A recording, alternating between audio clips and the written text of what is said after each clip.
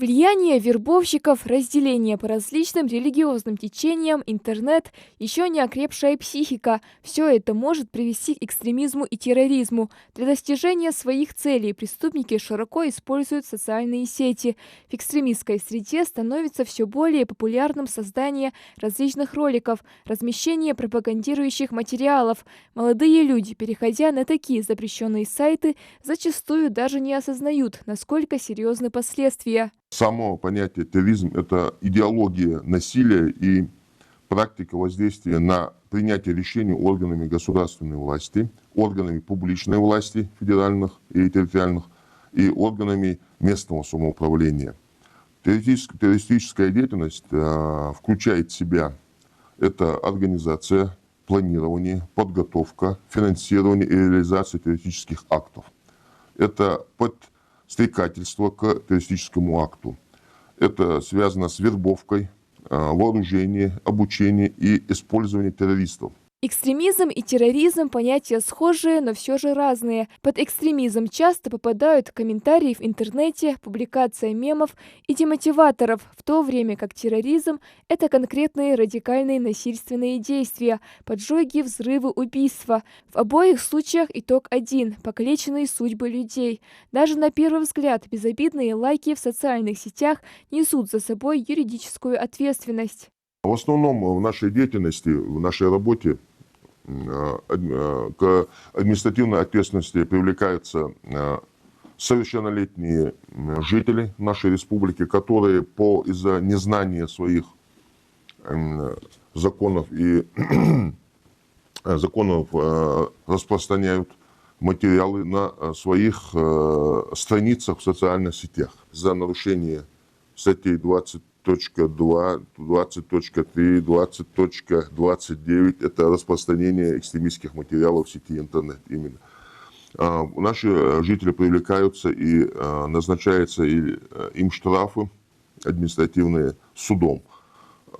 И также предусмотрены принудительные работы. На сегодня расследование преступлений террористической и экстремистской направленности является одним из наиболее приоритетных направлений деятельности правоохранительных органов Ингушетии. В прошлом году за административное правонарушение было привлечено 82 жителя республики. При уголовной же ответственности за незаконную деятельность наказание может составлять вплоть до 12 лет лишения свободы. Если гражданин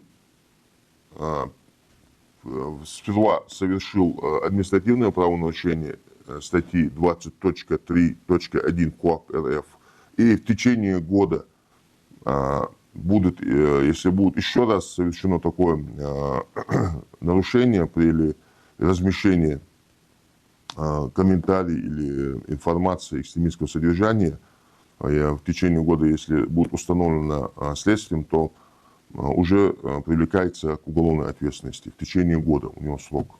В 21 веке самой главной угрозой для молодого поколения признан интернет, его теневая сторона. Так, например, недавно следственными органами был задержан житель Ингушетии, который под видеороликом с оправданием терроризма разместил комментарий с поддержкой, вследствие чего был найден и привлечен к уголовной ответственности. Был задержан молодой наш житель республики, и в ходе допроса пояснил, что это было сделано как пользователь сети интернет, из-за незнания разместил данный комментарий, данную информацию свою на сайте ВКонтакте под видеороликом, оправдывающий терроризм, призывающим к террористическим деятельности, после чего в отношении него было возбуждено уголовное дело 205 прим. 2.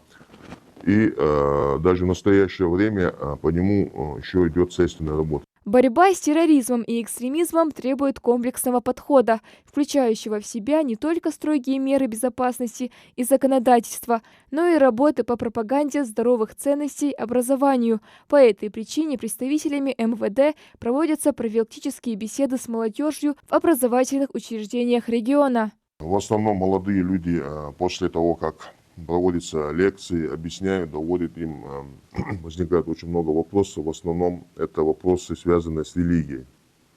На религии по вопросу религиозного направления отвечают представители религиозных организаций. Это имам, который с нами действительно присутствует, он дает исчерпывающий ответ на их вопросы, объясняет, что убивать людей это нельзя, это противоречит канонам ислама. Правоохранительные органы и богословы едины во мнении: приобретение истинных знаний о религии, постоянная занятость своей учебой, увлечение спортом и грамотное окружение способны правильно повлиять на личность и характер человека.